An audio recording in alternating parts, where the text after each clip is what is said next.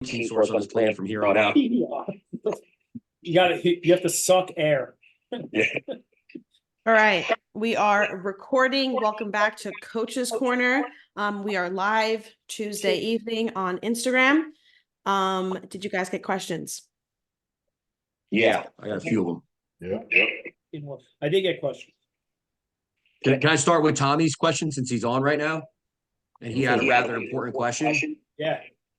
He wants to know why Steve hasn't put him on any methamphetamines yet. What the fuck? That was his exact question. Because he's He fat. said he's gonna jump teams and come to every calorie counts if we put him on meth. And I was like, yeah, dude, we're 100%. We got you. That's because he's fat. He's on That's it. one way to get down. Yeah, I know. That's why I said his question Oh first. my god. Well, now that we Steve, got- are your headphones or earphones not working? So I feel like it's gonna echo then on your end. I don't know what the fuck the deal is with these things. Whatever. I Oh, don't hear any echoes. There Anybody we go. else? No, I mean like on the Zoom, it would hear his phone. I got to put my fan on. I'm sweating already. JJ's our new client. She's in today. What's up, JJ? Hi, JJ. Hey, JJ. Is that her name? You don't need any meth, Dan. I just fed you more food and you dropped weight, douchebag. I used to be a meth head, everyone. That's how I got through engineering school. These I was things. just doing like a consult or a call with somebody, and they were talking about one of their clients who was legitimately prescribed Vyvanse because they wanted to reduce nighttime cravings. The doctor prescribed it. Man, Vyvanse. For It's kind of fire for that. for ADHD and nighttime cravings.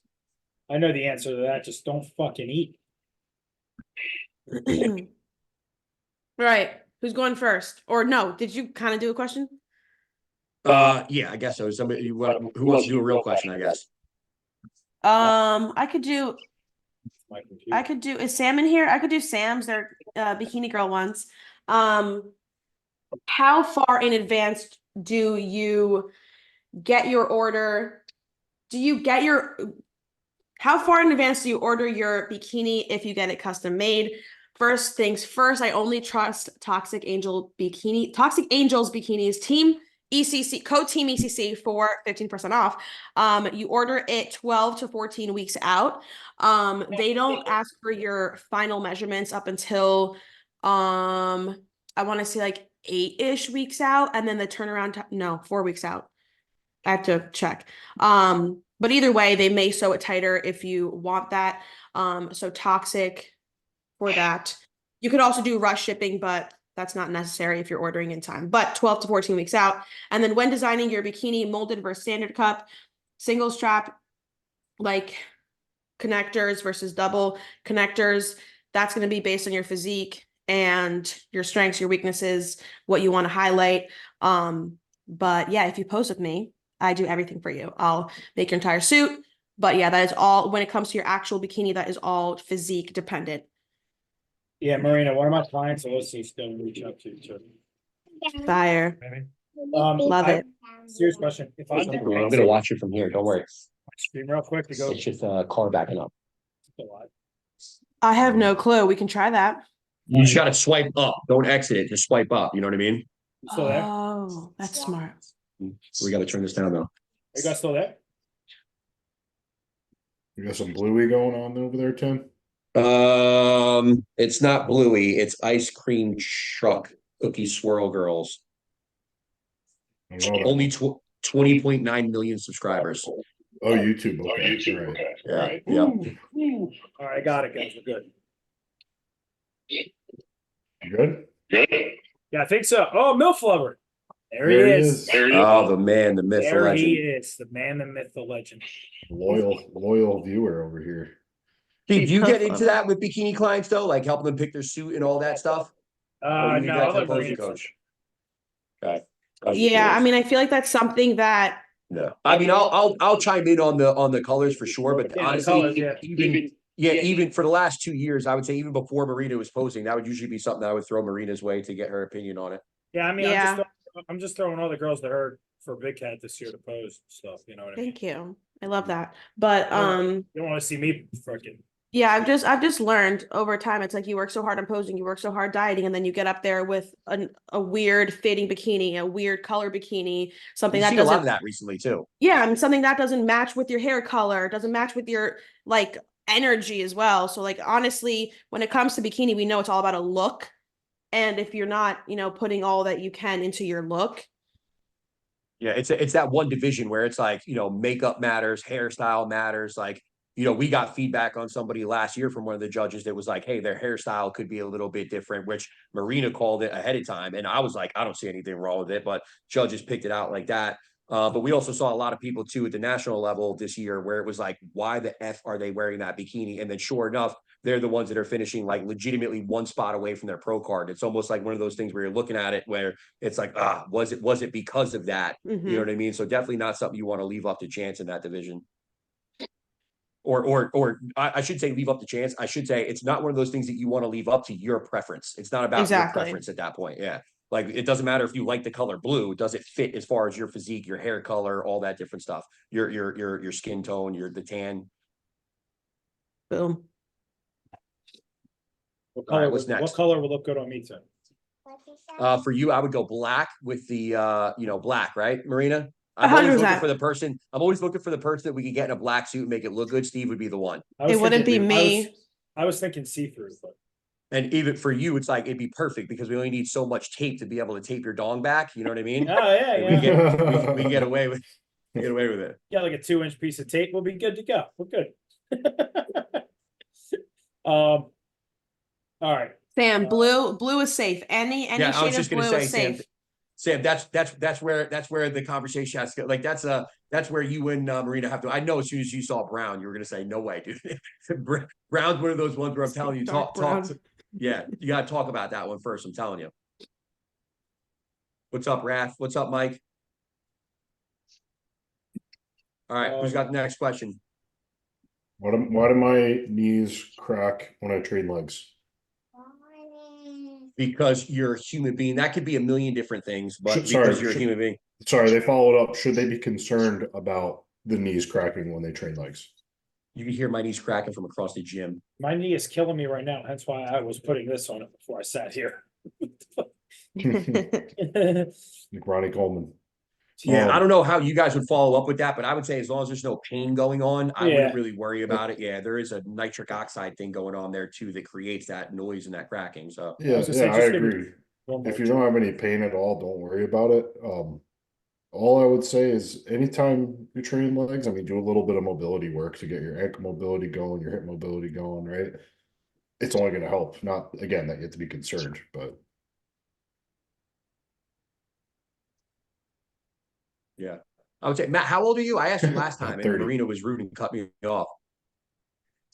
Yeah, so that's what I'm saying. Once you get to a certain point, I think that's one of those things where it's almost like part of the like if your knees aren't cracking, you're probably not working. Or just get bit by a tick. Yeah, well, there you go. I had how to lower blood pressure while on or off steroids. you could.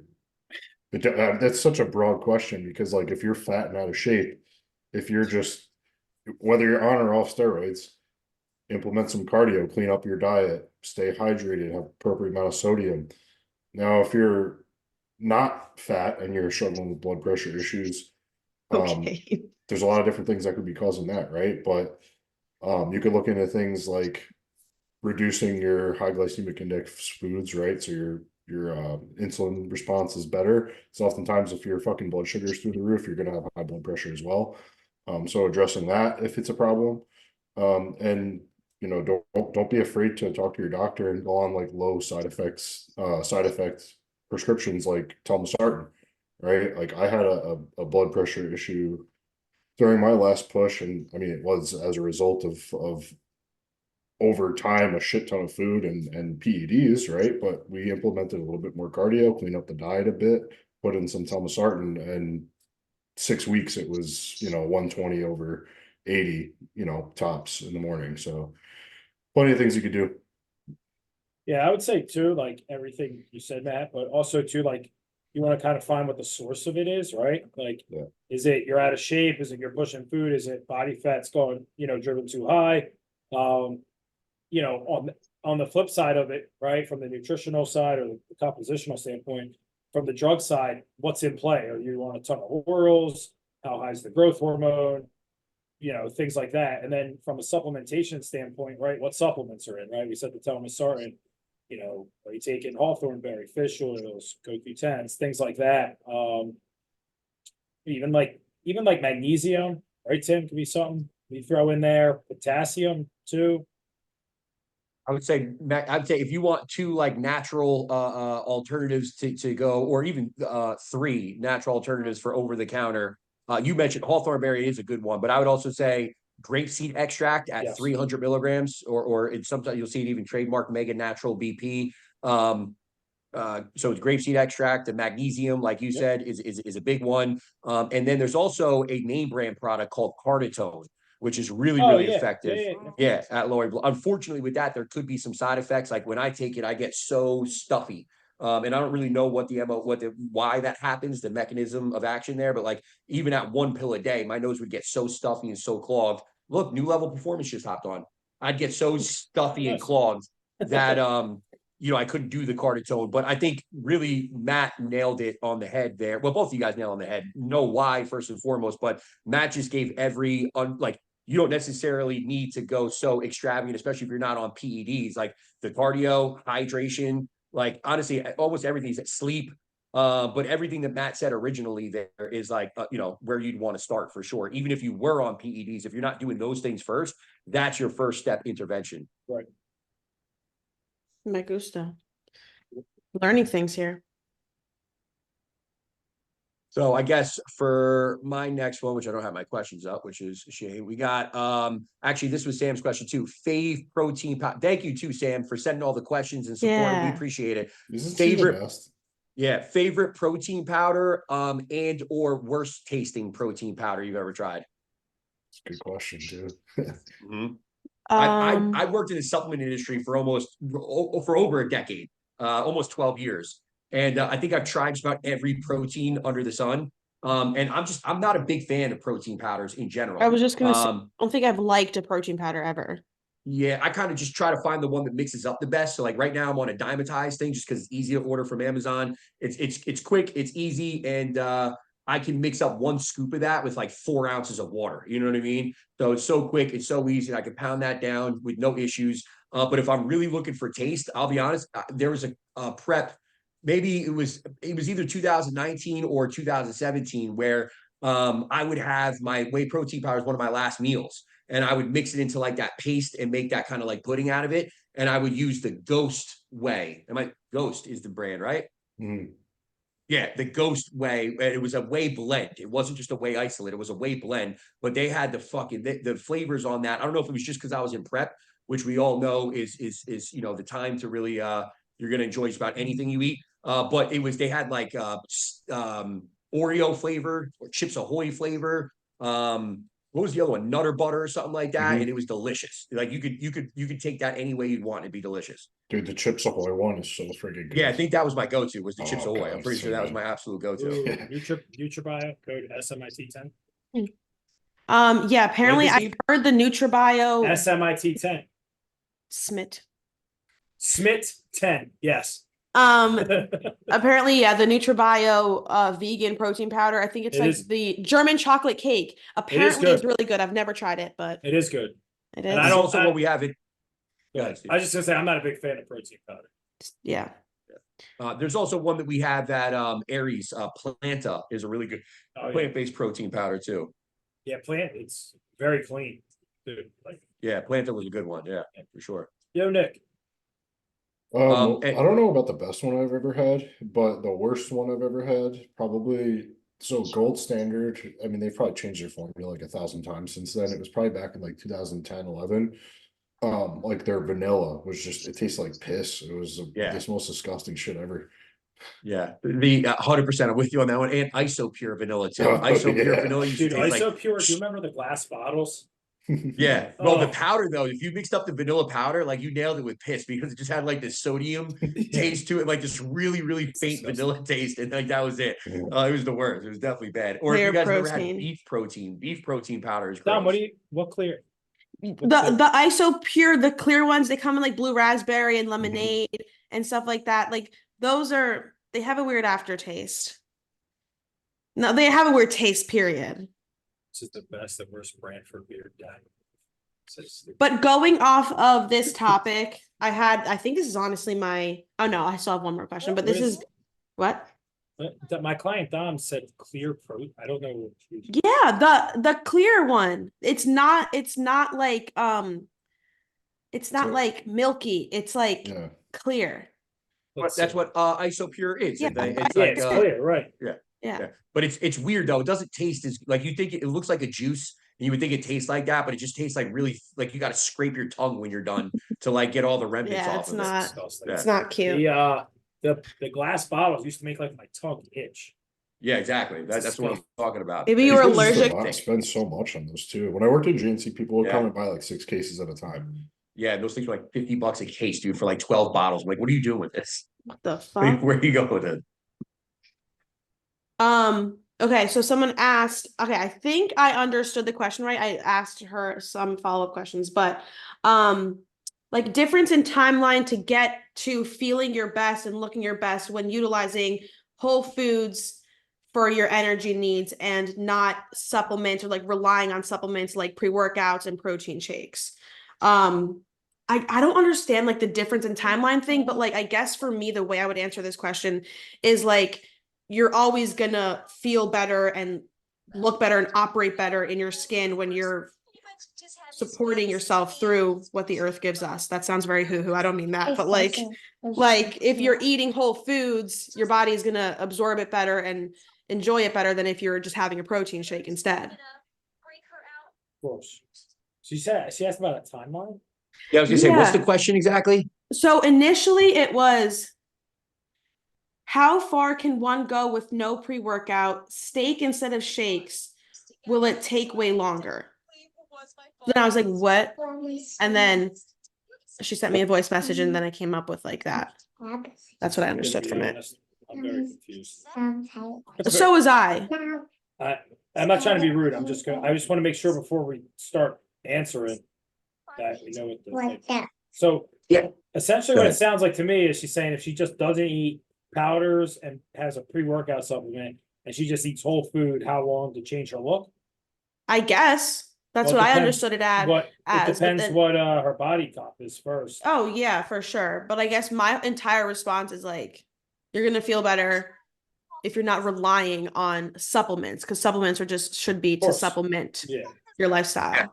Yeah, that's what I would say. I mean, if the question kind of boils down to like, what kind of result can I get without supplements? I think everybody would agree that it's like you don't necessarily need a supplement, but then on the flip side of that, there are going to be certain instances where it's like there's, you to get the help of a supplement in certain cases could really work to our advantage as far as getting a result a lot faster. Could we change, blood glucose outcomes, over time by having a diet that's higher in fiber, lower in carbohydrate, potentially more balanced throughout the course of the day? Yeah, for sure. Over time, could we make an acute reaction there by taking whatever 3 pills of Matador prior to a meal and having a definitive, reaction there as it relates to, blood glucose disposal or utilization? Like, yeah, we could make that happen right away. So I think it's really like the supplement thing. I think when we're talking about all natural over-the-counter supplements is one of those things where we really have to be more understanding of what these supplements are, what kind of benefit we're going to get from it, because I think there's two ends of that extreme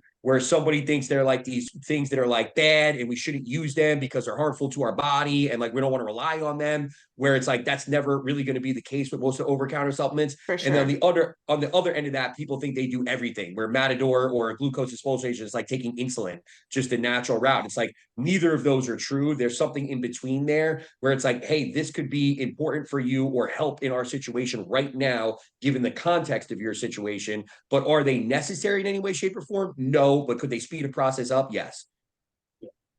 Yeah.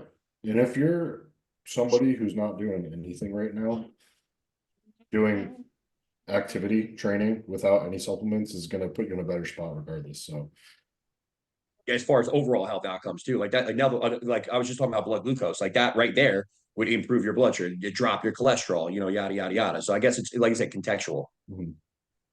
True. Tim? We got at home postpartum glute exercises. This is for one of my clients that just gave birth not too long ago, Jackie. And yeah, she's just in that spot now where she just got cleared by the doctor to be a little bit more active, but is obviously being super cautious because she has some pelvic floor things that she's working on. So at-home glute exercises? Yep. Get a band, maybe wrap it around like, you got a pole or like a heavier chair, like the sofa leg. You could do like kickbacks with that. You can lay on the floor, get like a dumbbell, put it across your lap, do like, hip thrusts on the floor. Do lunges, reverse lunges, step ups, body weight squats. There's actually a lot. Hold the dumbbells and do squats, banded squats. RDLs, RDLs, yeah, you can do Yeah. lateral RDLs, do a ton of shit. Yeah, that's the thing too, is I would say don't overthink it. Just about everything that would be applicable, less machines in the gym, Yeah. pretty much applicable at home. And I would even say if you're that close postpartum, right? Because in her case, it's like a month, right? It's like you might not even need the weight, you might not even need the bands. I would start you off with just body weight. Yep. Yeah, squats, split squats, the lunges, like you said, like don't overthink. It doesn't have to be this thing where we're using like some sort of piece of equipment that's like isolation booty builder, 9,000. It's like, what's going to give us more benefit overall there? Maybe doing a squat or, like I said, a Bulgarian split squat or something like that's going to improve more than just the glutes, but obviously have a direct impact there as well. Yeah. Marina? Sorry, Jun's distracting me. No, she's distracting everybody, I think. Yeah, bands, whatever you have at home and doing what you can and not like Tim said, not overthinking it. But I think a good one is like bands abductions. You're just sitting there with your baby, abducting That's the actually a good one. legs. Yeah. But yeah.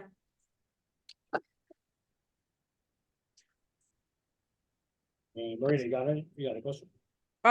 This is my last one. Should I hold on to it or should I throw it out there? Go for it, kid. Okay. How many warm-up sets should I do before a working set? So got some more info. This person usually starts with no weight, then we'll add a 10, add a 10, add a 25, and all of that is 10 to 12 reps, and then they go into their working set. So what do you guys think about that? I would say to not do such high reps if you're trying to actually build up to that top set or that working set. Like, so say, what do you say? They start with a 10, maybe do the bar for like 15, put the 10 on, maybe do like 8 to 10. And you said they put another 10 on, correct? Yeah. And then I would say maybe do like 4 to 5 with that, put that 25 on, and then there's your first working set. So you're not like, you're not blowing your load pretty much on that build up with all that volume taxing out. Yeah, so I feel like they're just they're wasting a lot of energy on those. They're warm-up expending way sets. too much on the Yeah. And like I think for sure, like when you're warming up like your legs and you're warming up for like a compound movement, it'll take a bit more, maybe a few more warm-up sets, if you will. But like for me, like when I know my working weight, I know the setup, I'll get in there, get it moving, but then I'm like for 4 reps and then I'm getting straight into a working set because I know what I need to do. Yeah, I also think too, like it depends how strong an individual is, right? Like if somebody is hack squatting 145 on each side, for examples, right? They might be able to do a 10. Nope, the machine, a 10, a quarter. Okay, so now you just have like 2 build-up sets essentially, and then you're right at their top set. Also, I tell individuals, see how like your knees feel, right? You might need to do another like set before that top set to like break the joints in and things like that. Now, if you take like someone like Matt who's hack squatting 6 plates aside, like you're doing 1, 2, 3, 4, 5, like you're 5, 6, build up sets before. So I think it depends, and then also, like I said, depends on the movement, and I want to say like how well you need to warm up the joint. Like dumbbell side raises, you might not need to do as many as say like a major pressing movement, like an incline bench or, you know, like a hack squat or a leg press. You might need to warm up or do more build-up sets on that to acclimate. On that idea, right? Like when you're talking about like a compound movement, like I would consider like a squat or like a heavy press, like a heavy row. What I typically do in my programming is I like to put those later in the workout. So for a couple of reasons, right? You already have blood in everywhere at that point, so you're mitigating the risk of injury from that perspective, right? But number two, to like get a better mind to muscle connection when you move into that heavier, more compound movement where oftentimes you don't have a great mind to muscle connection versus like an isolation movement. And just to give you guys an example, right? Like when I train legs, I train quads once a week. I hit adductors and hamstrings before I even do my first quad movement.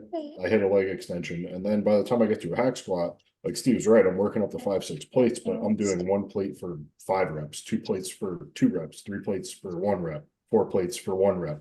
And then I Now we're do my talking. top side, 5 plates to absolute failure, right? I would say that's my biggest thing. I think in a lot of cases, people are overdoing warm-up sets in a big way. Like, you know, so far we've talked about doing 15, 10, 8, and sometimes that might be applicable, but I'm with Matt on that one. And I would say one of my biggest things for people is like, I don't even like the verbiage warm-up sets. I think it throws people for a loop, and now they're looking at it from a perspective like, oh, I need to be Getting warm. If you're not warm, yeah, go walk on the treadmill in a hoodie and a pair of sweatpants. Or like seriously, like Matt said, like get somebody to program your shit better, because you shouldn't be starting a training session going right into barbell back squats or hack squats or something like that. You should be doing all those things that Matt brought up first to be able to get the body moving, get the body acclimated, and kind of the central nervous system ready for those heavier loads. And then from there, if it is one of those bigger movements that we need to handle, baby, if it is one of those bigger movements that we need to handle, then I would always say don't waste your energy on those warm-up sets, right? We need those warm-up sets. We got to work up to it, right? We want to get the joints ready, but at the same time, you could do that exactly like Matt just said, 5, 3, 2, 1, or some sort of scheme like that. And then we could, based on the individual ourselves, like maybe there's a day that Matt goes in or that I go in, and even though we have that same scheme for the most part, maybe our knees are a little cranky on a given day. So we add a few more reps on any given set. That's fine. But I think, Matt, you correct me if I'm wrong. I don't want to speak for you, but I think the point there is kind of like, don't blow your load before you get into a top set, especially if the goal is to take that top set and perform higher than you did weeks before. Then save that energy to be able to go after that top set and make that progress. 100%. Yeah, I couldn't have said it better, dude. Like, and the other thing for those that might not know what the true definition of a top set is, it is quite literally as much weight as you could possibly handle for as many reps as you could possibly do without breaking form at all, right? So to Tim's point, like don't blow your load with all these warm-up sets. Do what you got to do to get your central nervous system, your muscles, your joints all ready, and then hit that fucking top set, right? You should be spent after a top set. Yeah. Yeah, you ain't lying.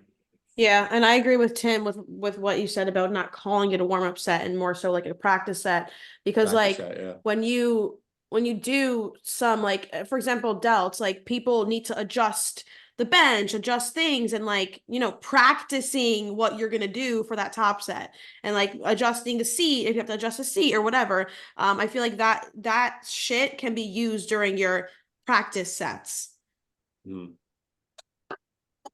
That was a good question, though. It was, yes. What do you got, Steve? Somebody asked me some stupid shit. Says, how much wood should I chuck for shoulders like yours said? How do you motivate a client who has lost motivation?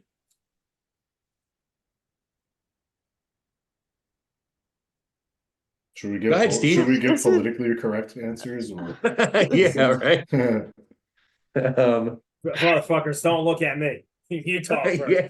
So I'll give my perspective. Like, Yeah. so you have to.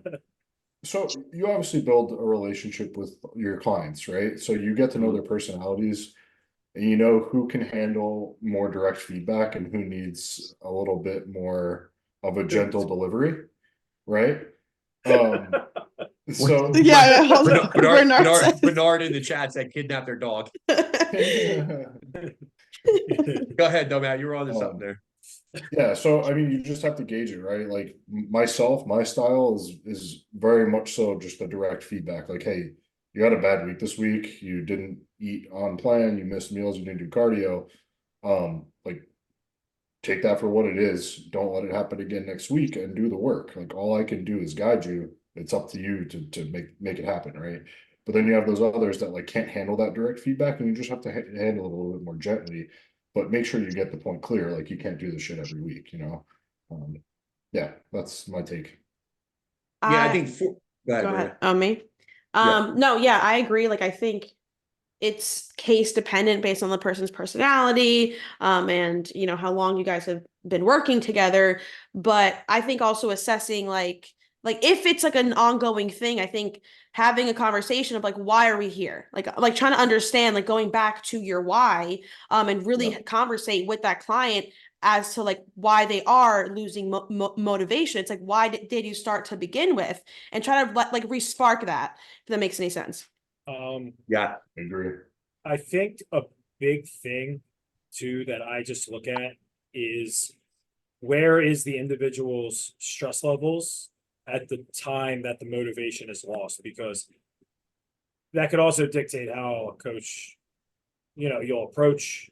I feel like we should approach, it, because say they're like high stress, right? Like if I come to them and I'm approaching it in a more aggressive manner, like it's not going to help. You know what I mean? Just There's gonna not- add To it, yeah. you're going to add to the pile of stress, right? If it's one of them things where it's just like everything is stress levels are fine from what it's telling you, and it's just like motivation's lost because say the gym's fucking busy because it's New Year's. Well, then I feel like it could be a little bit like, hey, listen, like we just have shit to get done. Like if you have to wait for a machine, wait. The work has to get done, or just go to your next exercise and come back to it. Like, you know what I mean? But so I think stress levels are a big one with that as well. And also too, I completely agree. Like the personality, like getting to know somebody, forming that bond or relationship with the individual and the client goes a long way. You guys know, the more you work with somebody, the more you get to know them. So Yeah. you can see the trends in, behavior, personalities, whatever, ups and downs, moods. So, I think there's a lot of ways to kind of attack it. Yeah, I think there's a fine line there too, though, right? Where it's like at a certain point, course. as a coach, like that's kind of, at a certain point, we are here for accountability. There needs to be considerations that everybody's already spoke about, like what state the person's in, the individual themselves, how they've reacted to certain feedback thus far, what their why is, I think is a really good one, Marina, and reminding them of that and how they need to get there. But at a certain point, there's also like, hey, we don't want to enable, right? Like, whatever you want to call it. I don't want to use the word behavior. I think it's too juvenile for this conversation, but you get what I'm saying. Like, we don't want to enable bad habits. Yep. We don't want to enable bad routines. We don't want to allow somebody to think like, oh, I have this expectation for myself of getting to X goal, but I'm performing at this level down here. I think there's always going to be a point where we have to make it apparent that like, hey, you came to me to reach this. We just had this conversation. You're still saying you want to reach this, but your performance is here. We need to make that difference up, and this is how we need to get it done. And then it's, like you said, always going back to that individual's why and making sure that they understand, like, hey, we can always change our expectations, right? We can always manipulate our expectations for this particular time to maybe fit where an individual is at. But again, if the expectations stay where they are, then the performance needs to meet where those expectations are. Right. Yeah. Cool. I got a pretty decent one. Advice for someone who's starting out their life, they're in their 20s. What advice would you give them to have a successful journey? What journey are they starting? They're in their early 20s. They want to be successful. They're looking for some advice. Successful in what though exactly? Like physique transformation? Financial, like having a foundation, like being Okay, able so to in life. Yeah, in life. Okay. Save money, invest money. I think you need to have some sort of like regiment and like Dude, I like this guy. That's hilarious. what? He's so funny. He's so Turn on Dr. Phil. He's one of those guys. I have a lot of clients that'll just send me memes all day. Like they literally just send me DMs all day that are memes. I have a couple of them that I can think of off the top of my head where it's just like all day. And one of them I want to punch in the throat Because I'm like, dude, stop sending me this stuff. But Bernard will actually send me good ones like all day too. Like literally good ones all day. I don't even know where the hell he gets them Wait, from. Bernard, I want them too. I feel left Yeah, out. Yeah, shit, me like, sometimes too. I want to message him, be like, Me dude, too. are you supposed to be fighting crime? Like he's a cop. Like, are you supposed to be like saving people's lives or some Oh, shit? Where do I you get definitely time want them now. Send them my Yeah. way, dude. I think having, especially in like your early 20s, I found, I'm just speaking from personal experience, having like somebody to look up to, that is where you ultimately want to be, right? So whether that's like financial, educational, a parent figure, something like that, right? So like for me, it was my parents, right? My dad and Johnny. So, you know, when I met Johnny, he was 27, 28, and it's like he started teaching me about like investing money and things like that. And then my dad also did too. So like I think that set me up for where I'm at now, right? And then I also was in school at the time and things like that. So I think having like a positive influence, you know, is huge, right? It's massive. They can kind of kick you in the ass when you need it. They can tell you where you're going wrong, where you're going right, and give you that advice of like kind of like what path and road you need to take. You know, when you're looking up to somebody and have like a mentor like that. So I think that's huge. And like I said, I think saving money too is huge too. It's just like, especially like the new generation below, like us, the early 20s, like Marina, like your generation, right? Like everything's so damn expensive now. And there's like, you know, everybody like just spends money like it's nothing, right? So like having, you know, understanding that to save and stuff, I think it's gonna set somebody up for good success as they get into their 30s and 40s for sure. I don't know if I feel like people my age like can't spend anything. At least I'm for actually people old I enough to know. remember. I'm actually old enough to remember checkbooks. You guys remember your parents had checkbooks when you were a kid? They I actually used to remember write. checkbooks. They actually used to write. I still have my first ever checkbook, Tim, and I still write checks with it to this day. Nice. But that was one of those things where you actually had like a direct comprehension of like what's going in and what's going out from a savings perspective that I think is almost completely and totally gone nowadays with the cards and the way that we actually spend our money. But if I had one piece of advice to anybody, I would say just be relentless. Like no matter what you're doing, and I think be relentless, but also the way you do one thing is the way you do everything, right? And it's like it doesn't matter right now if you're working at Wawa, but you have aspirations to be bigger and more than that and do something else. Be the best effing Wawa employee that you could possibly be. Be the person that's like, you know, you're not going to walk out of the Wawa bathroom that looks like shit when you're an employee in there, knowing that it looks like shit. Like clean the bathroom, like you know what I'm saying? Like be like do everything that you can do to the best of your abilities, because to me that's one of those things where it's not like a on-off switch that you can just put. It's either you're that way or you're not that way, and it's pretty much just the way it is. Go ahead. I was gonna say, like you said, just instill good habits in your early 20s that carry you, getting up early, work ethic, like you said. I was gonna say that, but go ahead. Sorry. Yeah, that's sorry.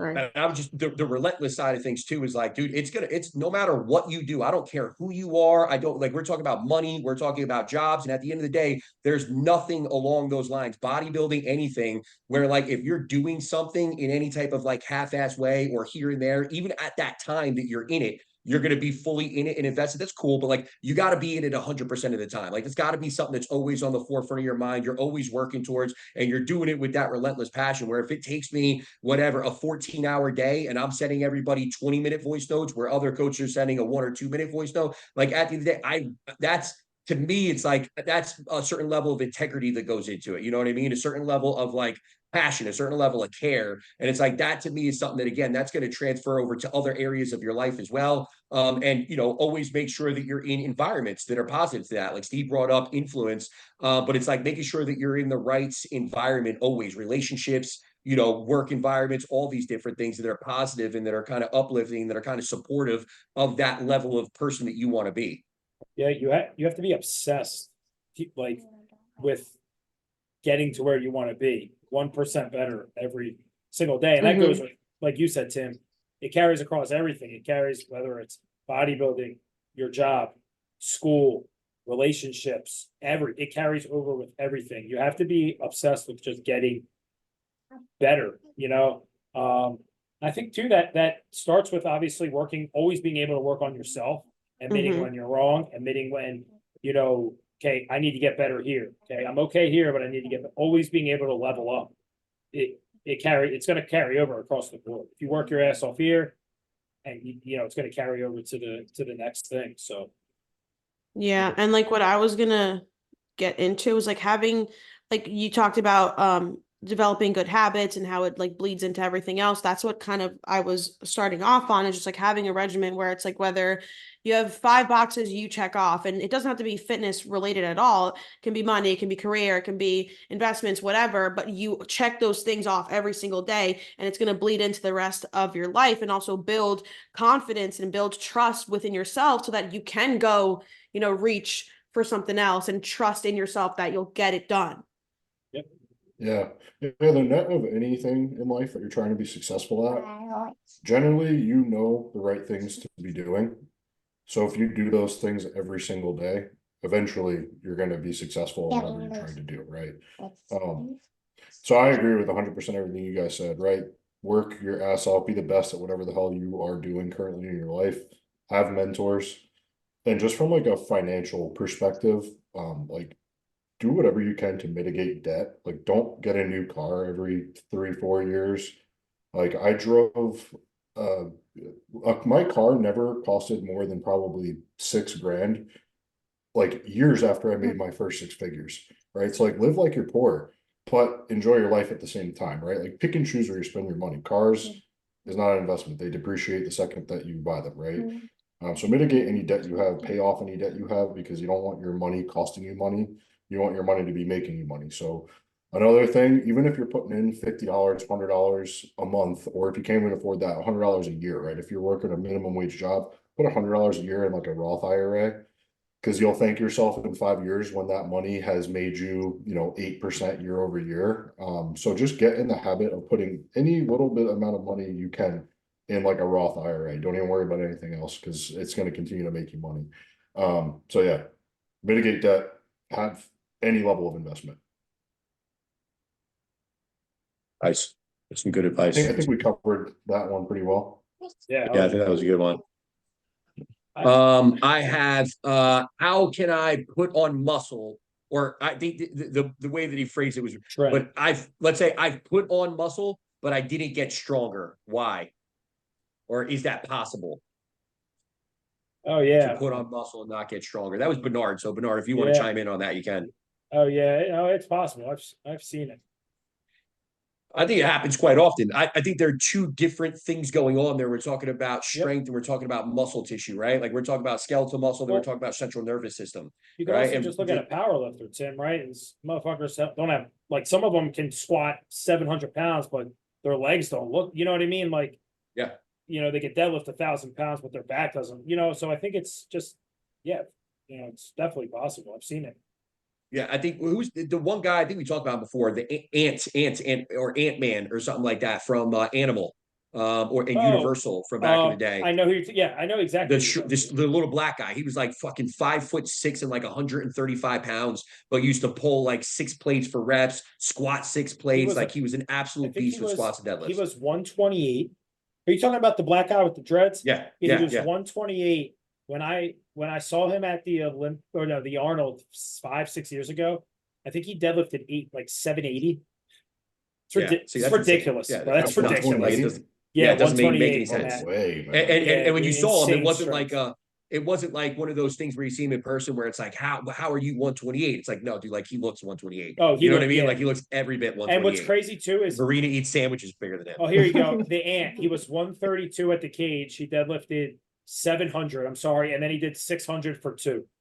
Yes, that's insane. That's insane. So speaking of Marina eating sandwiches like that guy, your fucking top set on a hack squat. Oh yeah, that was a good video. That was good. I can do better. I can do better. So just wait for this week. Yeah, let's not gas her up too much. She needs more. We need more growth. Put 4 more plates on. But like, you know how it is. Like you'll have a client send you a check-in form video of their top set, and you're like, bro, you had like 5 more reps. 5 more reps. Yeah. Like it's I love seeing a true top set like that, The weird thing is it's always the case too, right? Like when somebody sends it's always like, dude, you had 5 more. They're like 5.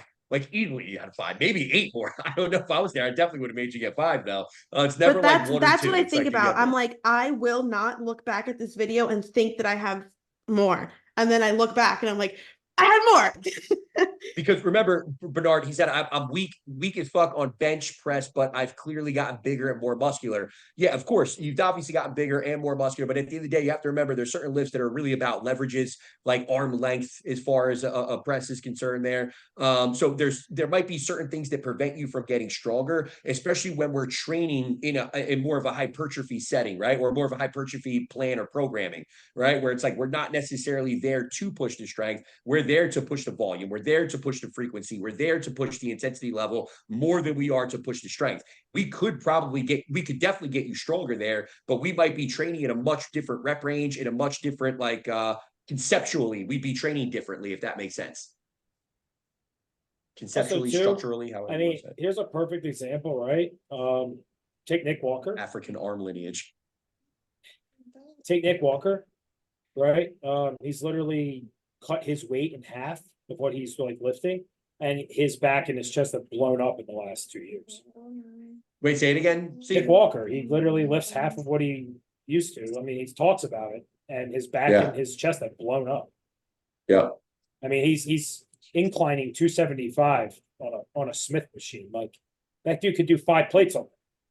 Yeah, we know at this point, muscle development really comes back to like mechanical tension, Yes. right? And it's one thing to say I lift a lot of weight, but that's just moving weight from point A to point B. Like if we're not driving enough tension into the muscle, then we're not going to be growing effectively. And that's kind of, vice versa. You know what I mean? The fact that we are so obsessed with driving tension into the muscle, we're not necessarily as worried about strength. But again, that would be something where we could always go down that path and get you really strong. It's just not going to be advantageous or serve us in a way where you're stepping on stage with, a bodybuilding physique. Right. Cool. I always ask this one when I get it. Honestly, I get this every week. Just says, can you touch on your biggest coaching pet peeves? I know we've touched on this like 6 times. I just wanted to put it down. I didn't know if you guys want to touch on it again. I kind of do want to touch on this, but it has nothing to do with topics of conversation of recent. And I mean that sincerely. But the one thing I would say is like, seriously, like if you have goals, right? Like I would rather see somebody, or I would even go as far as saying that like it's rare to see somebody meet those goals when they are entirely negative around the concept of what's necessary to hit those goals. And again, I mean this from like so many different perspectives, and I see it so often at this point that it's like if we're going to be super negative about the fact that it's like, oh, I have to eat that much protein every day. It's like, well, part of your goal is to lose weight and build muscle, right? It's like, yeah. And it's like, okay, well, let's find a way to be more positive about that. What do we like about eating the protein? Oh, I got to do cardio. I hate doing cardio. Well, isn't part of your goal to lose fat right now and to like be healthier and build some? It's like, well, then we need cardio. Like, what are you going to do without the? It's kind of one of those things where I've said this to clients recently that the people that I see that go the furthest and get the best results are the people that when I make a change to their plan, they're already like, oh, yes, I was waiting for this. Like, and it doesn't matter what it is. I can tell them like, I'm going to give you 20 sets of Bulgarian split squats.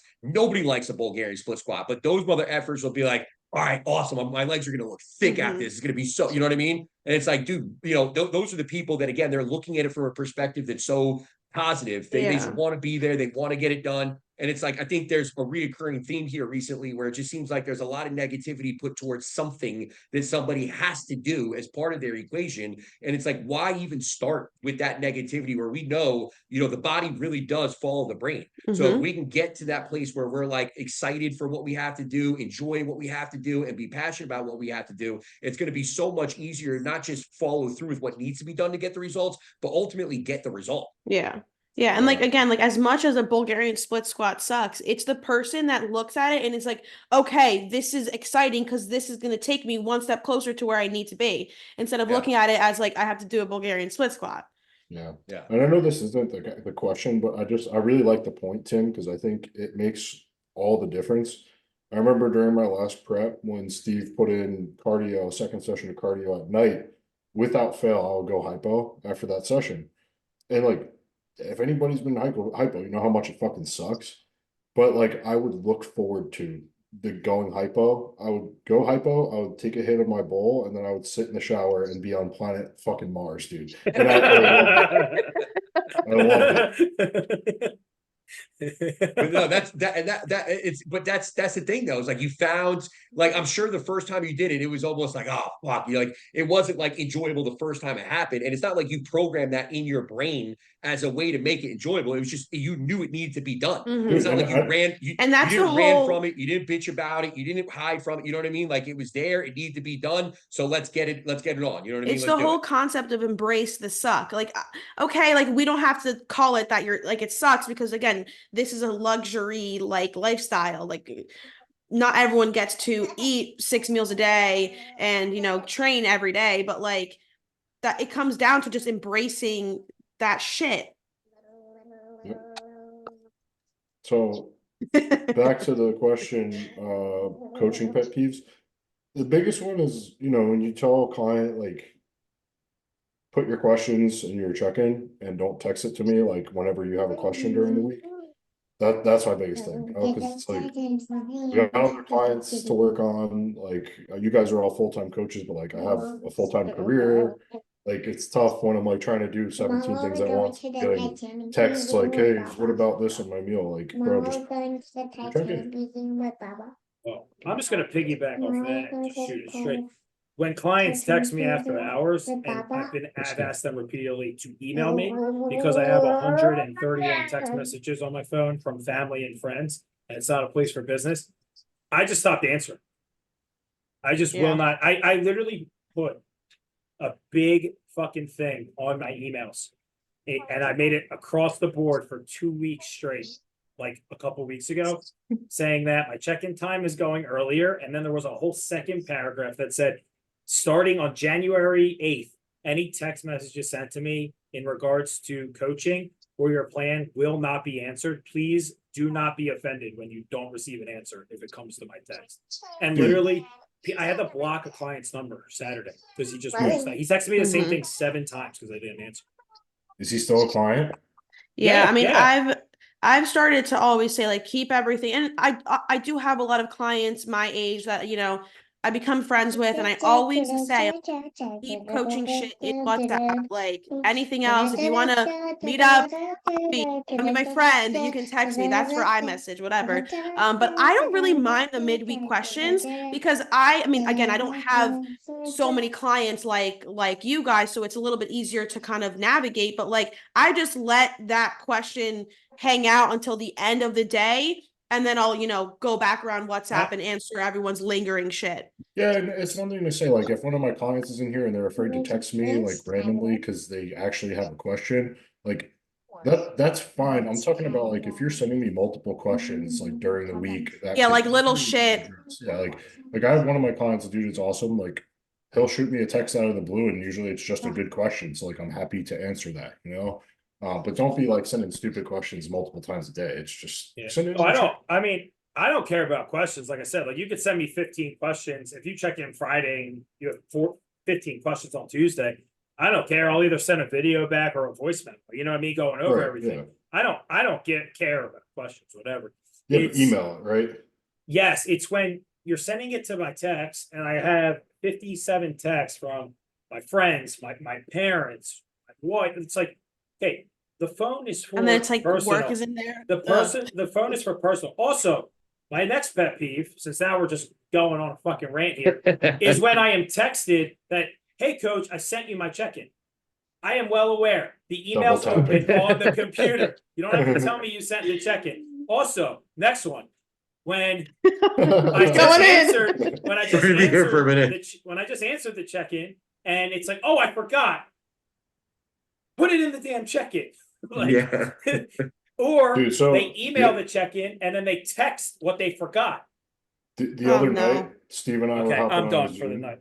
The other night, Steve and I are hopping on a Zoom. So I'm on the phone with him. I sent him a link, and I fucking get the auto reply, all caps. Your check-in is late. Like your check-in will be I responded get to that next every week. time I send Yeah. the link for this. I'm like, you're so aggressive.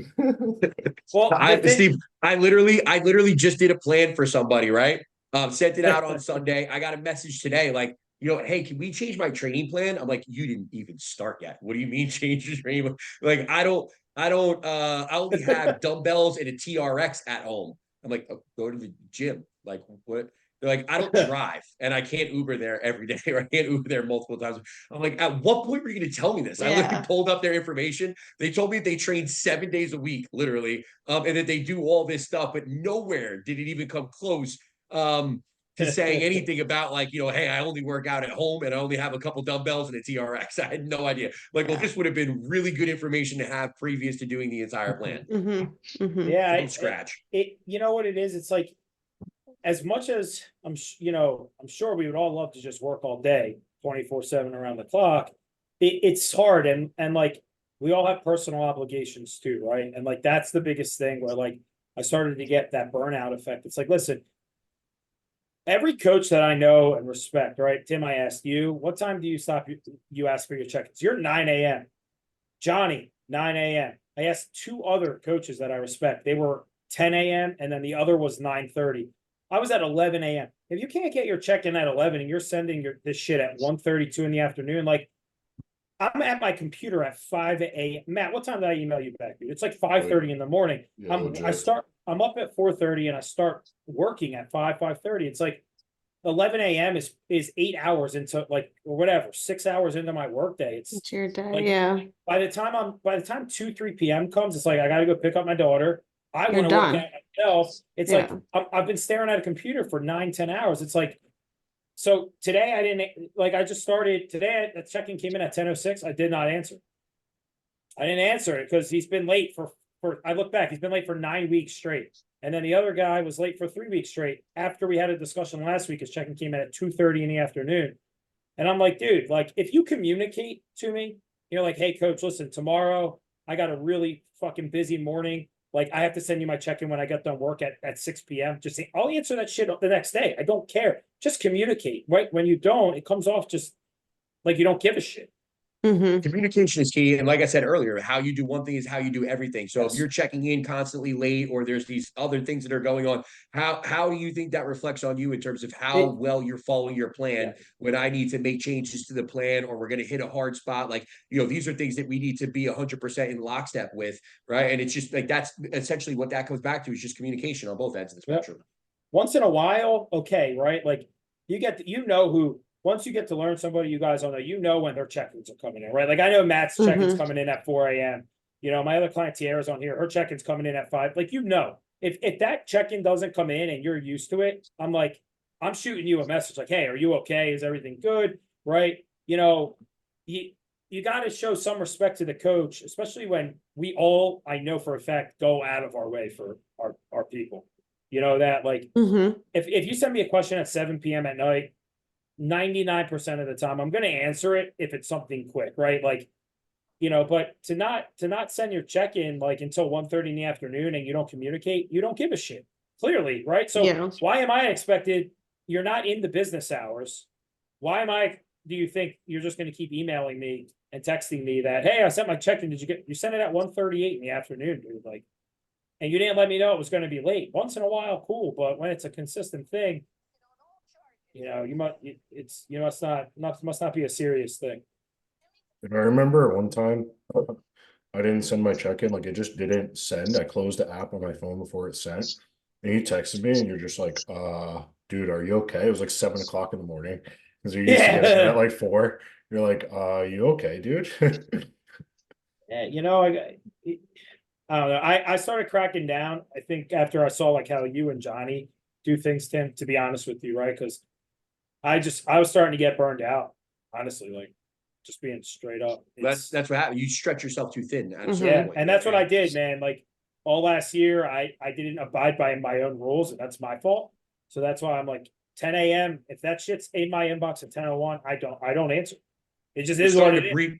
We're starting to breed Steven into the me and Johnny one day at a time. It's more of a cutthroat. Like this is Steven's what's the it's his era. It's my villain arc. Villain arc. Villain arc. There you go. That's what I'm looking for. Got Popeye on trend. That's funny. There you go. So you got more, Steve?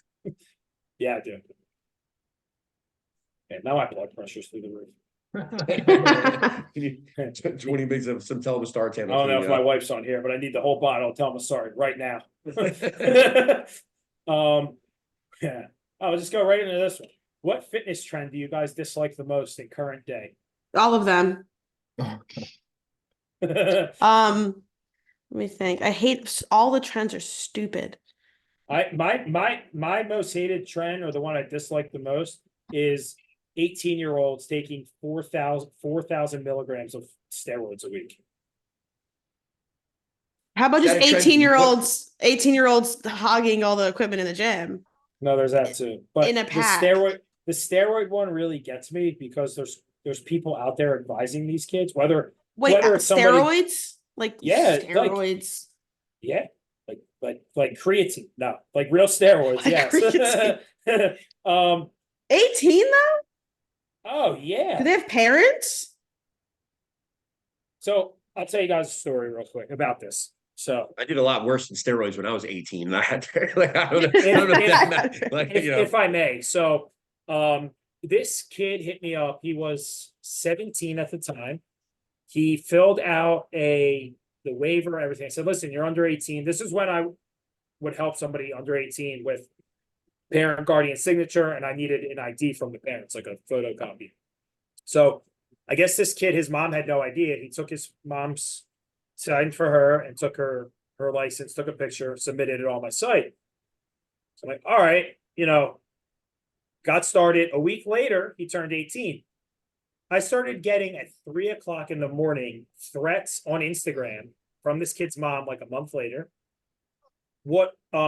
Yeah, expect police at your house tomorrow. What are these supplements I'm finding in my son's room? All this stuff, right? So she found a bunch of like vials of tests in this kid's room. He was 18. She starts asking me she's like, the police came to my house and I gave them your name and they don't know you to be a reputable trainer. So so I messaged her back and I was like, who are you? I had no idea who she was. And she gave her son's name. And she's like, why are you supplying underage kids with illegal drugs? And I'm like, what are you talking about? I'm like, I have your kids playing here. And she's like, me too. Should not be taken unless you're 21. They told you yeah, and I'm like, vitamin shop. So I'm like, man, it's vitamin C. She sends me a picture. Then I open the picture on Instagram. It's literally like 20 vials of Test and Deca, and all his vitamins in the middle of them all. It's like vitamin D, C, joint support. So I'm like, man, I can't help you. The kid's 18. And I never had a single conversation about anything illegal, let alone steroids, with your son. I have the Instagram message of him inquiring for my service. I have his inquiry from my Instagram. I have 14 emails between him and the last month, every check-in and his plan and every update I made, which was 2 of them. I had to call my lawyer, send every piece of communication with him, right? And she gave my name to the police and shit. Crazy. So then turns out that this kid got arrested the next weekend, a client of mine told me, because he beat up a girl in public in Philly. And they found steroids in his car. So he got arrested. Right. So I'm like, serves you right for coming at me and threatening me for no reason. So my lawyer had to look at everything and he's like, yeah, there's no communication of this at all. Like that was crazy. That's a trend right there. That's how do we search that hashtag? More stories like that. But Tim, you know that to be true, man. Like these kids are 16, 17, 18, and they're on like full blown cycles of shit. And it's crazy to see. It's really not good.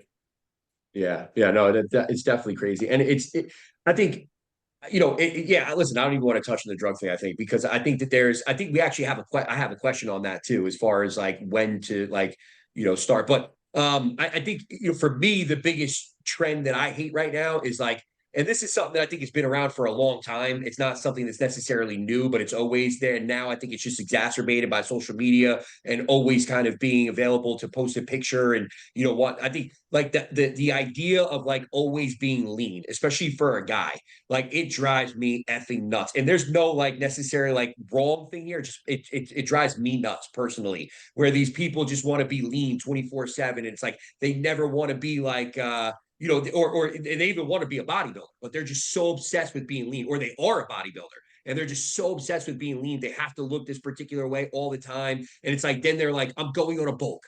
right? Like I'm bulking. They announce it to the world, or they'll tell me or whatever, they're bulking. And then the bulk lasts a total of like 6 weeks. And they're like, oh, I put on too much weight. Got to cut it back up. Got to clean it up. The cardio starts tomorrow, and like got to get the midsection back to being ripped and clean and all this different stuff. And it's like, dude, you're never going to progress like that. This was a big thing when men's physique first started, right? When men's physique was the thing where it was just like, hang out, have abs, and show up in board shorts, and you get to compete. And people are like, staying lean all year, doing stuff. It's like, to me, that's like, it's just not bodybuilding. Like there's no building. There's no building. Yeah, there's no building, but it's also like there's no glory in that either, in my estimation. It's like you're completely and totally skipping, 50%, if not more, of what makes this like something that challenges you, of what makes this something that like, builds you as a person more so than just builds your physique, right? Like you're missing like, I don't know, like there's so much growth in that outside of just the physical aspect of growth. And it's like, you're just doing this to look good 24/7. It's just a complete and total vanity thing at that point. And it's like, where are we really going with this now? You know what I mean? It's like, I'm going to stay, and you've seen it too, backstage a million times. We've all heard it where it's, I'm just going to stay lean all year this year. And it's like, dude, that's great. So you're going to come back and you're going to be 168 next year. Again, awesome. Good for you, man. You're a real bodybuilder. Tim, piggybacking off that, right? Like, it's also important for a lot of individuals to realize that when you're seeing people staying, like, you can see their abs still, they're staying on the leaner side, but they're growing. There's a huge genetic component to that where, some people just gain a ton of fat easier than others, where like Matt's goddamn glutes are fucking in and he's gained 50 pounds. Like, it just is what it's just, there's a huge genetic component to that. Well, there's also a lot of, to your point before about the drugs, there's also a lot of drugs being used to be able to sustain that. You look up on Instagram a guy, Jackson Tippett, who's over in Australia. He reached out to me for a consult a while ago. And he's telling me about how he has to stay lean for modeling purposes, right? And he's doing all these modeling gigs and everything. And he was modeling for some relatively larger companies. But at the end of the day, it's one of those things where it's like, the dude was on trying to microdose Tren at the time at like 20 milligrams, like 4 times a week or something like that. And it was like 50 milligrams of T3. This guy's on Tren. He's got all these tattoos. The tattoo guy? Yes, he got all the tattoos, super tan. He was all melanotan was something he would use here, but 50 milligrams of T3 year round, literally 50 milligrams. 50? 50 milligrams of T3. I'm like, dude, that's insane. Like your heart. Yeah. I'm like, I'm surprised this guy, this guy looks crazy, dude. I feel like this guy could get ahead more naturally.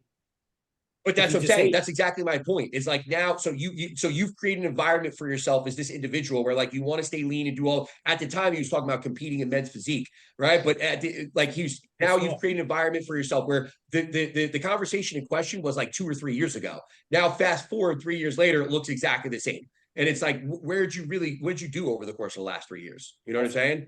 Like, yeah, seriously, what did you like? Oh, I went to the gym and I worked out. It's like, okay, great, you worked out. But like, again, from a building perspective, from a growth perspective, you got nowhere. Yeah, right. I just got a question that popped up here in my thing. It said, thoughts on fasting and prepping vegans. 2 separate questions, I guess. Yeah. Fasting's a pet peeve of mine too, I guess, as far as the trend is concerned. I don't know what people think that they're supposed to be getting from this intermittent fasting. I got this question from a client recently where it's like, what do you think about the intermittent fasting? As she's going into her first fat loss phase.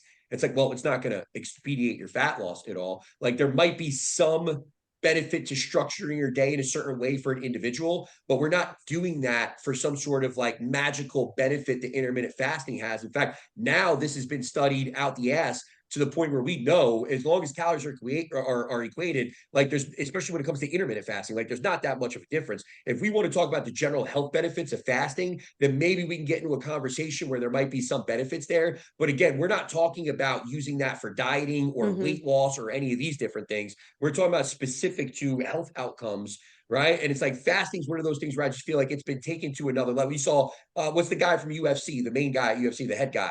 Dana White. Yeah, where he does that like 7-day water fast. And now people are posting pictures. I had somebody recently come to me and they're like, well, I just did this water fast from Dana White. I'm like, well, oh, you too? No, it was like, what's that? You too? Yeah. Oh, the guy told me he did 2 days. No, this, I don't know how many days this particular kid did, but he did a few days. I'm like, but you don't look any different from before. So you realize now that was all BS, right? because there's literally no difference in your physique right now, none. And you said you did it for X amount of days. Like it's all BS. Like you're not Fucking draw exhausting. time. But it's not it's just not one of those things where you're gonna get some sort of like inherent benefit from fasting that's going to help improve your physique one way or the other. And then what was the other question? Thoughts on fasting vegan and, prep? and prepping a vegan. I wouldn't do it. Yeah, I Me agree. neither. That's eat a steak. not I've even like- had vegans reach out to me and I just politely say I can't assist. Like I'm I not gonna, personally, yeah, I'm not even gonna pretend like I know no, enough. I will never about that. take somebody's money unless I'm confident I can help them if they actually listen and Mhm. you know communicate properly. But I'm not. I tried once, not prepping, just working with one. It was a nightmare. It was just too hard. And I asked Johnny if he knew somebody that does, and I sent Yeah. her to them. I And she had- actually still works with the guy. Oh, nice.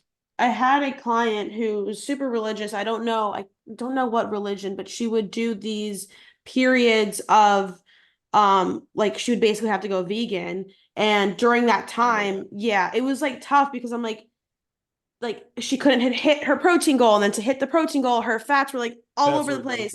So It's too I was just much. like, let's not have any like cap and just here's this protein goal, hit that, and let's focus on this during this time or whatever. It's definitely possible. Back in 2018, I had a client at Universe, and he looked great. Tim Patarisi looked awesome on stage at like men's physique too, but he was on stage at like 235 pounds, shredded to the bone. You know, he got a great placing for a national level show, especially for his class too, because he's a tall guy and it was a really good class. But the guy that won his class, Tory, a black guy with dreads. He's still an active IFBB pro today. Tory something. He's a vegan. And the guy looked fucking you would have never noticed on stage that he was a vegan. Looked absolutely fantastic. But yeah, at the end of the day, it's just one of those things where it's a very, very, very difficult thing to navigate if you don't have experience there when you're prepping somebody on low calories at that point, you know? Mhm. Trent's not vegan, so he's not vegan. Yeah, Anadrol's not vegan either, Justin. I'm going to take a break real quick. We got a potty break. I'll be right back. Fair. All right. Have you ever passed out from a set? That's the no. Actually, recently, since I've been, blasting my training, I get like I'm like I feel like I'm about to pass out. Well, legs really, it's just on legs. Where after I'm like I can't hear, like the sound goes like really far away, and then the person next to me is like, "Hey, like good job." I'm like, "I can't hear you." Like I can't hear you. And just I get lightheaded, but then I'm fine within like 10 minutes. Yeah, hell yeah, that's a good set. Marina has been best. Marina's on deck. A-bombs. Yeah, guys, that's why I'm so big right now. I passed out once, like years ago from squats. Oh, you told the story like a couple of weeks ago about the Yeah, my dad lunges. just kept making me go. Yeah, so he made me superset. So, well, actually, I passed out from that. Well, I was like 20 or 21. My dad was making me superset the Cybex leg press. And if you guys have ever used that thing, you know how fucked up it is. Wait, With the lunges. which one? The one like the pivot press. No, This- the old it's like the old school Cybex leg press that Dory and Yates used to use. Tim, you know what I'm talking about. Yeah. My dad I used to don't know. have me superset that with fucking 135 barbell lunges, and I passed out after that. And then the one time, I think the set when I squatted 405 for 28, and I went up on the 28th rep. I remember my eyes rolled in the back of my head, and I felt myself going backward, and the bar just fell off my back. That's And that was- crazy. I don't know Yeah, what I do. That was fun, honestly. I was the only thing I was so pissed about was that I didn't get the 30 reps. Like I was so mad. I was so pissed. I'm like, are you fucking kidding me? You couldn't have passed out at 30, it had to be 28. Do it again. Stop that. I didn't even really hear the entire conversation. I just know we passed out Have during you ever lunches. passed out during training? No, I've never passed out, period. Yeah, me either. Actually, same. Shit's for the week, Matt. Tim, do you have any more? Yeah, I got a couple more actually, but I think, dude, I reached my max potential before using gear. Depends on your goals. Yeah. Depends on the- You know, if you I- if you want to be a IFBB pro really bad and you don't want to prolong that, and this is granted, all the other variables are in place. We'll make that clear, right? Your health, your Yeah. nutrition, everything, right? Mhm. You're an elite athlete, even naturally at that point, right? That's a conversation to have with your coach, right?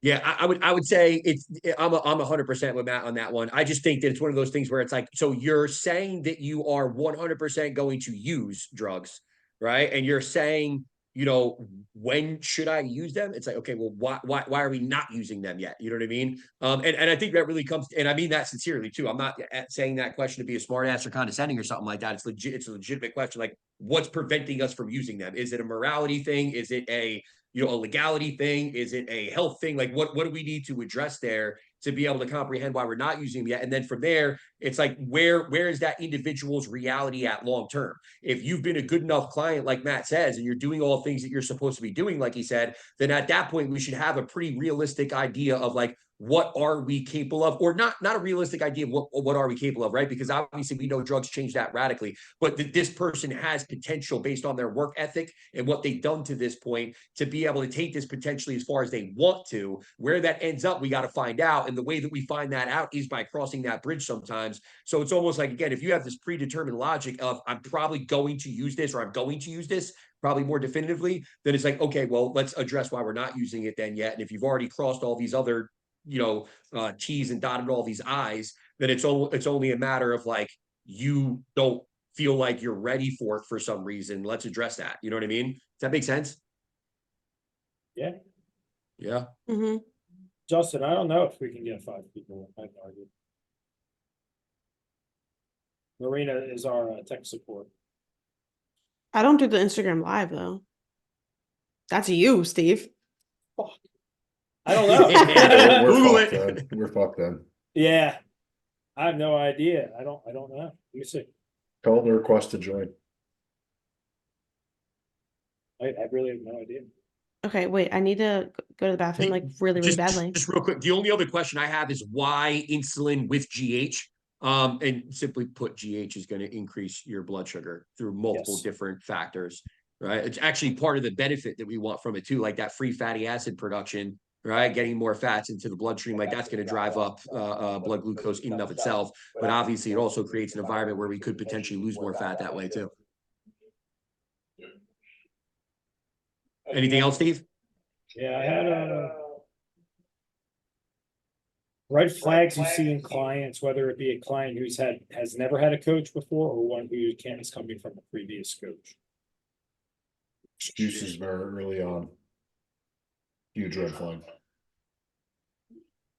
Yeah, excuses would be a good red flag. I also think it's people with predetermined concepts of like what has to be done.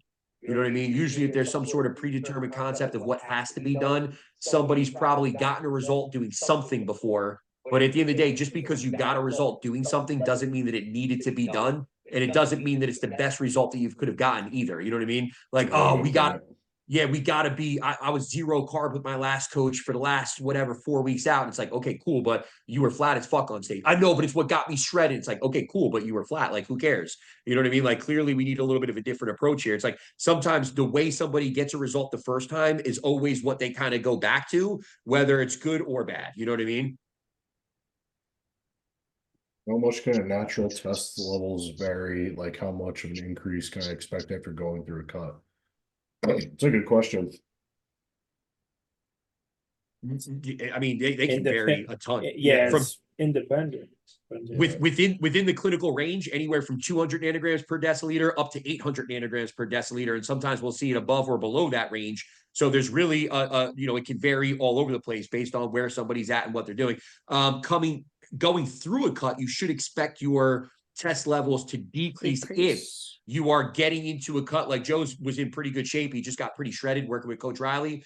So in that case, you probably should expect your test levels to go down a little bit, just based on the fact that you were already in good shape. You lost a little body fat. That's usually going to be a prerequisite or a side effect of dropping that much body fat is that you see a little bit of a diminished result as far as test is concerned. But now coming back out of that, which is what I think you're saying and what Riley probably told you about, you will see that testosterone come back up. To what extent? Blood work will tell us. And then the last one I had was, what does it mean when a coach says learning a client's body? Another good question. Ooh. So it's a lot of things, but I think simply it's understanding like what works for that person, right? Both from like a food source perspective, right? Some people may have sensitivities to certain foods, so that's like an elementary level of how I would take that.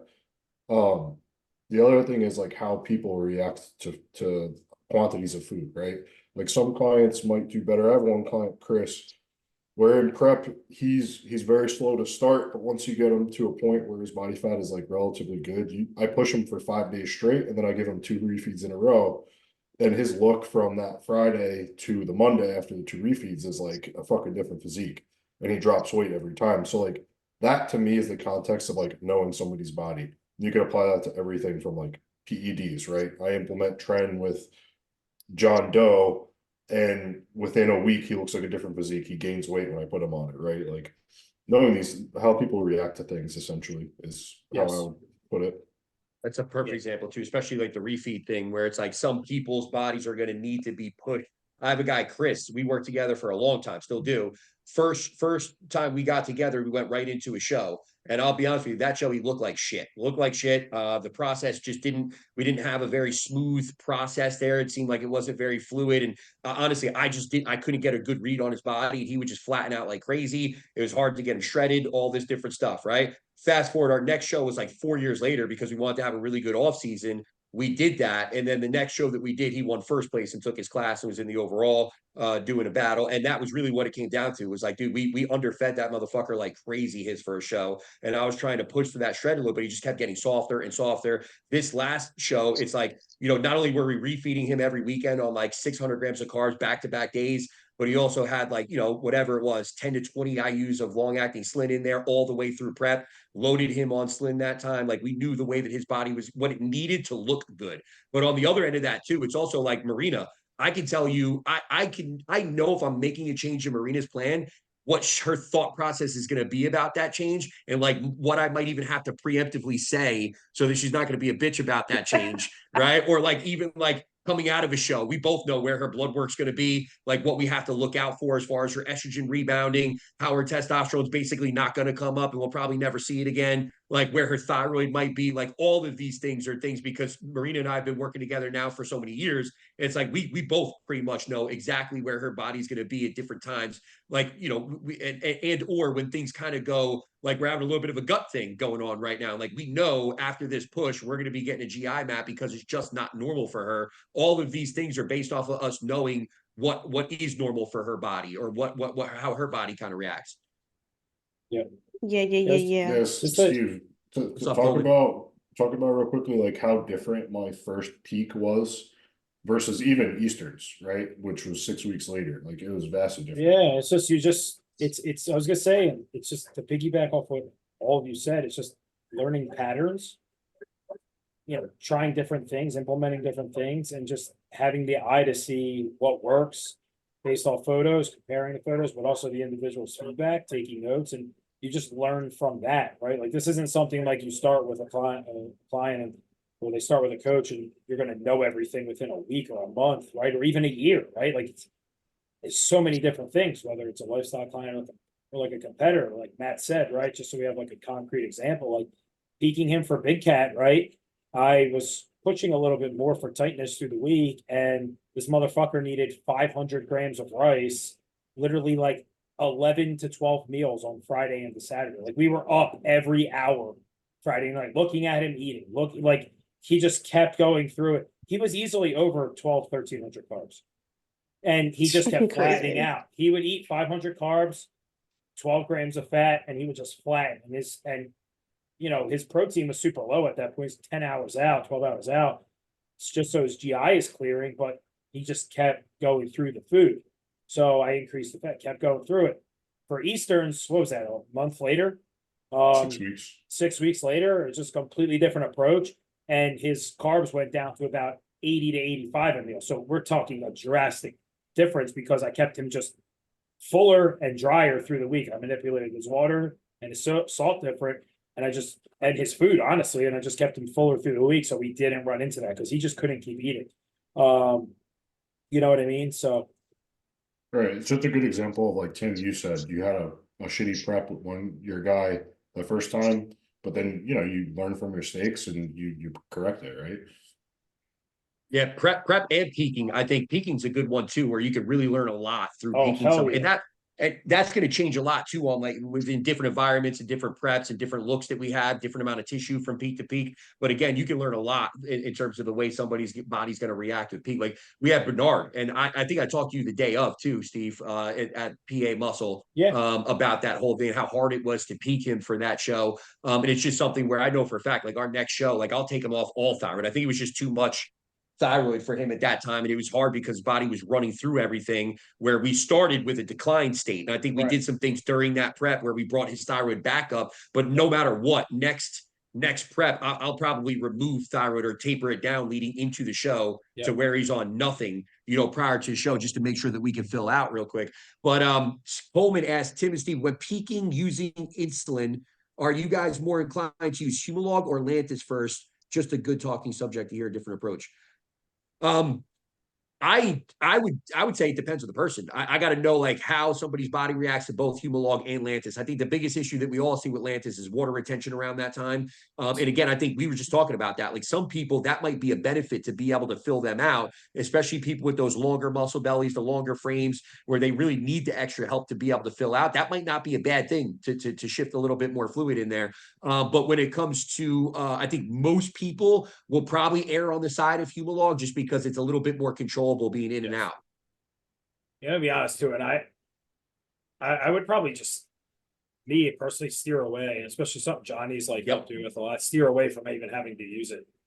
Yeah, insulin's that thing that becomes something that's you're throwing such a big variable in there to where if it's not something that that person absolutely needs to be able to fill out, then I would stay away from it as best I could. I think especially.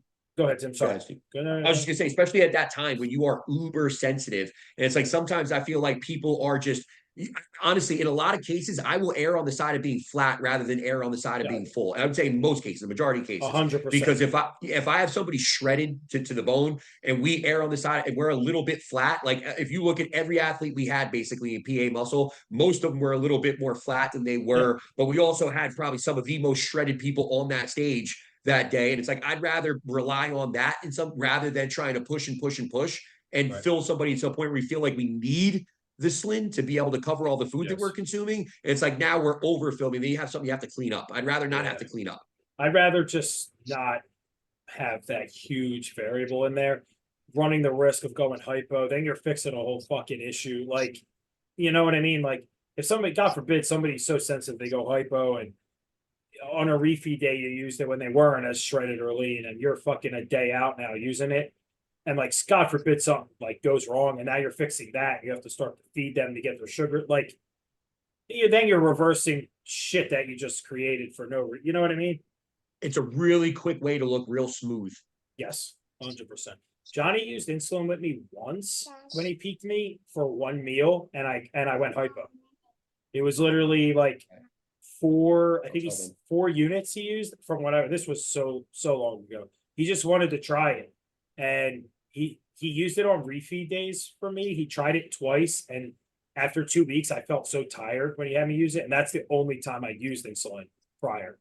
And then he tried it the Friday before the show on my first carb meal, and I think it was like 230 some grams of rice, and it was 4 units, and I literally like an hour later was profusely sweating, shaking, and he was like, okay, we're done with that, so it's like, and on the 2 refeed days back to back, he had it higher, and my carbs were just a tiny bit higher. He was like, it's not even worth it, fuck that.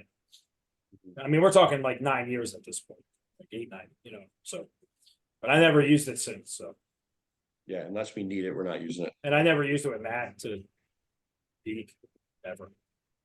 That might be an interesting one for that one though. No, we're not for the New York Pro in Toronto. No. Well, no, I'm saying you wouldn't do it for the show. You would do it, No. obviously, whatever, like 8 weeks out, see how I look. Like at the end of the day, it's just like I said, it's one of those things that would be an interesting thing to see how somebody looks. Not to say that you're done doing it. Yeah, It's Matt, just- maybe when we have you like 2 weeks out on like a 5 guys day, just throw some Slin in there and send Tim your pictures of them. We'll see how full you are. just for shits and giggles. Need 22 units of insulin and then go eat a then- large fry and 2 burgers. Post show, I'm gonna message Matt. I'm gonna message him separately and be like, "Say, I would have kept the insulin in. I'll bring insulin run." But all right, listen, I gotta get going because this one needs some tater tots and some attention desperately. Yes. Yeah. Yes. I need to All right, eat. guys. All right, guys. All right, take care. guys. Thanks everybody for joining. Thank you, everyone. Thanks for listening to the pod, and we'll catch you next week.